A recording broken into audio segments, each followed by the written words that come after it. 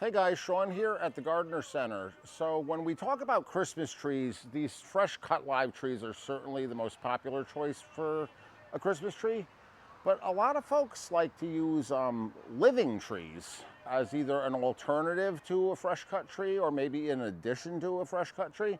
And when I talk about living trees, I'm talking about trees that still have their roots attached to them. Trees that are in a pot or maybe in a burlap sack that are they're going to go on to continue on with their lives after Christmas. They're going to get planted out in the yard after Christmas.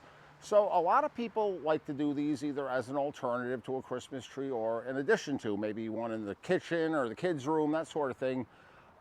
Their care and how you bring them into your home for the holidays, though, is really different from fresh cut trees. And a lot of people expect one thing, but the reality of it is a little different. So I really want to try to explain to you how to care for these inside the house and what makes them a bit more challenging and what makes them a bit different from having a fresh cut tree in the house. And, to really understand that, we really have to kind of wrap our minds around what we're asking these trees to do. And then I'll explain the procedure for getting them in the house and getting them out of the house, which leaves a lot of people scratching their heads sometimes, but there's a reason we have to go through these extra steps. And after I explain to you what we're asking these little living trees to do, you're going to understand exactly why we have to do that. So I have several different kinds of spruces on the table here. And all of these spruces were grown locally here in Connecticut. So they were grown where we have a cold winter climate. So these guys were out in the spring, they were out in the summer, they were out in the fall. And now as we get into December, they're starting to experience some wintertime conditions. So these trees have gone dormant. They have gone dormant, days have gotten shorter, the temperatures have gotten colder, and they think it's winter, and they need winter. Temperate climate plants need to rest for a certain amount of time during the winter months. So these guys are in full winter dormant rest mode right now. This is where it gets tricky bringing them inside the house, because a lot of people want to bring these guys inside the house and treat them like a fresh cut tree and have them in the house for 3 or 4 weeks. But not to be a Grinch, the reality is these guys really shouldn't be in the house for more than a week, and ideally 5 days tops, and I'm going to tell you why. These trees think it's winter time right now, and they're not growing, they're not doing much other than just chilling out for the winter. When you bring them inside your house where it's 75, 80 degrees, and you keep them in there for more than 5 or 7 days, these trees after a while are like, hey, it's April and it's time to start growing again. And they will. They'll start growing inside your house. And you might say, well, that doesn't sound so terrible. But it is, because number one, the trees haven't had nearly as much rest as they require. It would be like us getting 2 hours of sleep one night instead of 8. They haven't had the rest that they needed to have.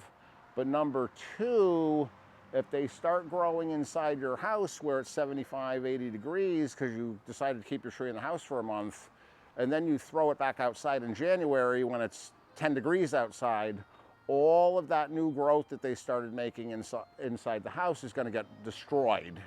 And the tree is not going to know whether it's growing or dormant. It's not going to know what's going on anymore.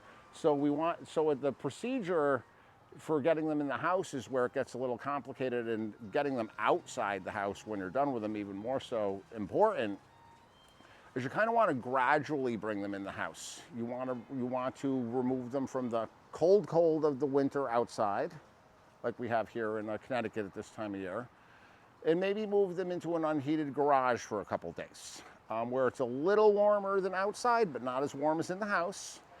Then let them stay there for 2 or 3 days. Give them a good soak before you bring them in the house. If you're only going to have them in the house for 5 or 7 days, you actually shouldn't have to water them again while they're inside. So give them a good soak right before you bring them inside from your garage, or it could be an unheated shed or a storage building, that sort of thing. A place where, again, a little warmer than outside, but not as warm as inside. Then they can go inside your house for 5 to 7 days tops. If you plan on planting these afterwards, and that's the whole reason you're doing it, and you want the tree to be healthy and you want to succeed, 5 to 7 days tops inside the house. When you're done with them inside the house, even more so important than putting them in the garage on the way in, they have to go outside. They have to go into that acclimatization spot on their way out of the house again. So 75, 80 degree living room, then they go into maybe the 40 to 50 degree garage for 4, 5, 6, 7 days. And then you can get them back outside into your yard for the winter. And these are all spruces. These are super hardy. They do not need to be planted in the winter. You can tuck these into a corner of your yard somewhere or under the deck, somewhere out of the wind, but you can keep them in these pots all winter long, just like this in your yard. They don't need any special protection, and then plant them in the spring.